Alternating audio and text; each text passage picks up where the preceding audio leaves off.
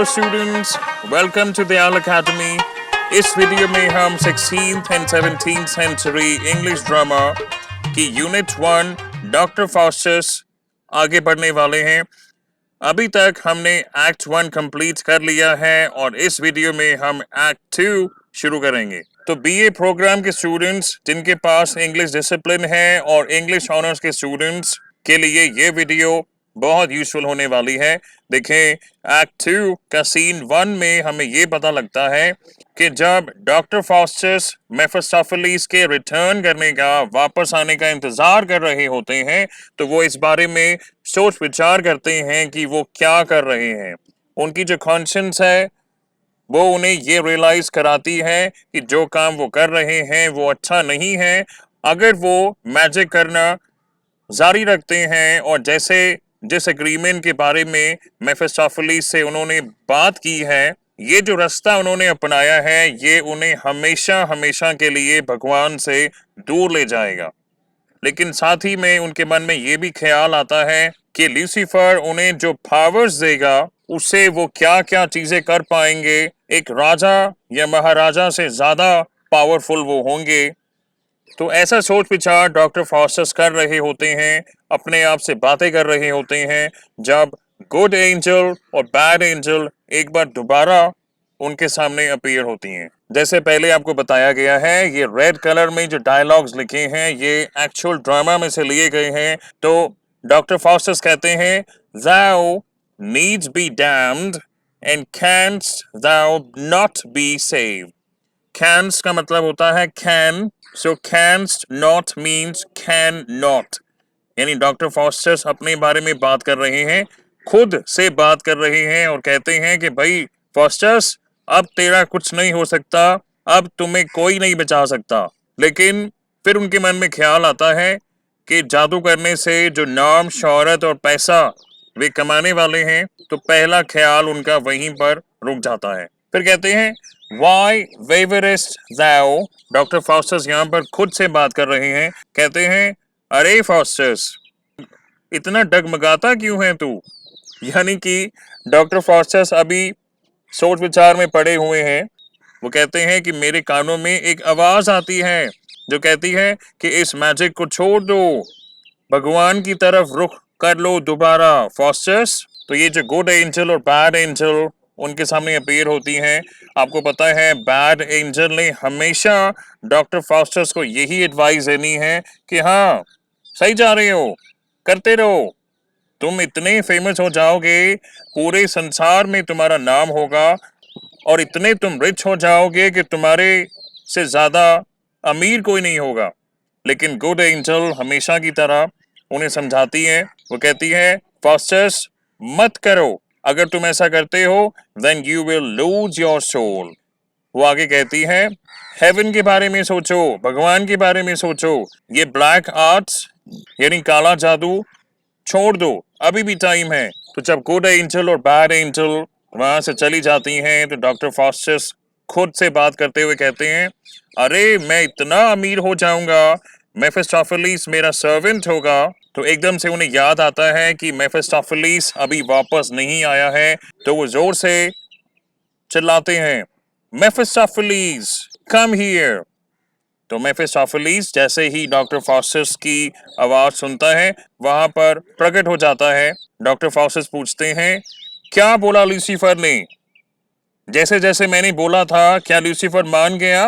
वो कहता है, हाँ, वो मान गया। मैं आपका सर्वेंट होऊंगा 24 सालों के लिए और 24 सालों के बाद आपको अपनी सोल यानी आत्मा लूसीफर को देनी होगी। मेफिस्टोफेलिस आगे कहता है, लेकिन इसमें एक कंडीशन है। कंडीशन ये है कि लूसीफर आपके साथ लिखी पढ़त करना चाहता है, एक रिटन कॉन्ट्रैक्ट होने चाहिए और ये एग्रीमेंट आप अपने ब्लड से लिखेंगे यानी अपने खून से लिखेंगे। अगर आप ऐसा नहीं करते हैं, मैं वापस चला जाऊंगा लूसीफर के पास और आप मुझे फिर कभी नहीं देखेंगे। तो जैसा कि आप जानते हैं, डॉक्टर फास्टस मन तो बना ही चुके हैं। इनफैक्ट ये आइडिया उन्हीं का था कि मरने के बाद लूसीफर मेरी आत्मा को ले जा सकता है, उसके बदले में मुझे ये चाहिए। तो डॉक्टर फास्टस कहते हैं, हाँ हाँ बिल्कुल, मैं लिख के दूंगा। वो फटाफट एक नाइफ उठाते हैं और अपनी आर्म को स्टैब करते हैं। तो चाकू मारने से उनके हाथ में एक डीप कट हो जाता है जिसमें से ब्लड निकलना शुरू हो जाता है। तो ये वो डायलॉग्स हैं जो ड्रामा में से लिए गए हैं, इन्हें भी आप पढ़ते रहें। देखें, एक डायलॉग हम ये पढ़ते हैं। डॉक्टर फॉस्टर्स कहते हैं, stay Mephistopheles and tell me what good will my soul do thy lord. यानी डॉक्टर फॉस्टर्स पूछते हैं कि मरने के बाद लूसीफर मेरी सोल ले जाएगा, लेकिन मेरी सोल का वो करेगा क्या?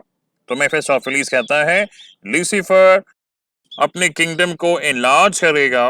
लेकिन फटाफट टॉपिक चेंज करता है और कहता है, डॉक्टर फॉस्टर्स, मैं आपका स्लेव होऊंगा, आपका गुलाम होऊंगा, आपके हुक्म की पालना मैं करूंगा और जितना आप सोच भी नहीं सकते उससे ज्यादा मैं आपको दूंगा। तो अब ये चाकू उठाओ और अपने खून से इस एग्रीमेंट को लिखना शुरू करो। तो डॉक्टर फास्टस अपने ब्लड से उस एग्रीमेंट को लिखना शुरू कर देते हैं।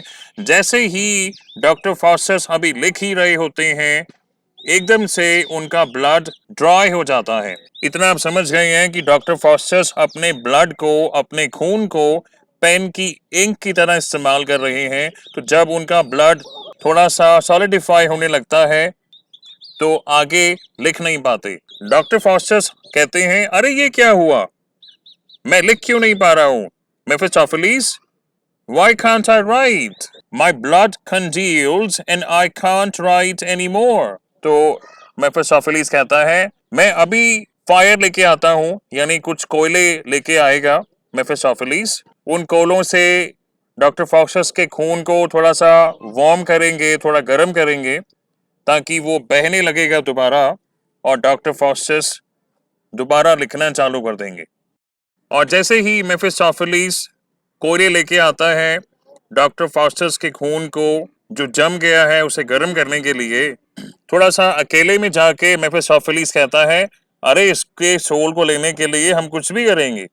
और यही बात आपने स्टार्टिंग में नोटिस करी होगी कि जब पहली बार मेफिस्टोफेलिस वहां पर अपीयर होता है, डॉक्टर फास्टस से मिलता है, तो वो यही कहता है कि भाई मैं इसलिए नहीं आया कि तुम जादू कर रहे थे, हमने तो ये देखा कि तुमने भगवान पर विश्वास करना छोड़ दिया, you are cursing God, magic सीखना तुमने शुरू कर दिया। तो जब भी कोई ऐसा इंसान ऐसे काम करने लगता है जो उसे भगवान से दूर ले जाता है, तो हम क्या करते हैं, हम फटाफट वहां पे जाते हैं, क्योंकि हमको अंदाजा लग जाता है कि ये बंदा पक्का नरक में जाएगा। So we try to secure another candidate for help. एक ये डायलॉग देखें, ड्रामा में से लिया गया है। So now the blood begins to clear again, यानी कॉन्ट्रैक्ट लिखते लिखते ब्लड कंजील होने लगा था, सॉलिडिफाई होने लगा था, लेकिन अब ब्लड दोबारा बहने लगा है और डॉक्टर फास्टस एग्रीमेंट को आगे लिखने लगे हैं। लिखते हैं, Faustus gives to the his soul. यहाँ पर दी किसे रेफर करता है? लूसीफर को, और हिज रेफर करता है डॉक्टर फास्टस को। हिंदी में बोले तो डॉक्टर फास्टस ये लिख रहे हैं, फास्टस तुम्हें अपना सोल देगा। कब देगा? 24 सालों के बाद। तो इस वर्ड को कहते हैं बिक्वेज। ये वर्ड देखें, बिक्वेज, यानी कि जब आप कोई ऐसी चीज प्रॉमिस करते हैं कि आपके मरने के बाद कोई चीज या प्रॉपर्टी या मनी किसी को दिया जाएगा, बिक्वेज। तो ये वो कॉन्ट्रैक्ट है जो डॉक्टर फास्टस ने अपने ब्लड से लिखा है। देखें, इस कॉन्ट्रैक्ट को वर्ड बाय वर्ड पढ़ते हैं। ये जो लिखी पढ़त हो रही है डॉक्टर फास्टस और लूसीफर के बीच में, ये एग्रीमेंट मेफिस्टोफेलिस लेके जाएगा और अपने मास्टर लूसीफर को देगा। इसमें क्या लिखा है डॉक्टर फास्टस ने? पहला पॉइंट ये लिखा है कि Faustus may be a spirit in form and substance. Second है, मेफिस्टोफेलिस विल बी हिज सर्वेंट, यानी डॉक्टर फास्टस चाहते हैं कि मेफिस्टोफेलिस जो डेविल है ये उनका सर्वेंट होगा। Third, Mephistopheles will do everything that Faustus commands.